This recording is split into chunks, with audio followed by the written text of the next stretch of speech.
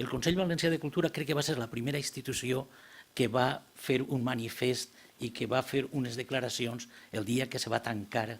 Ràdio Televisió Valenciana. Va ser casualitat perquè estaven reunits en comissió i els periodistes encara no s'havia dit, ja havia... Però a part d'aquestes declaracions, hem fet molts informes sobre audiovisual, sobre l'arxiu de televisió, estem encara treballant en ell i, per tant, tot allò que servisca per recuperar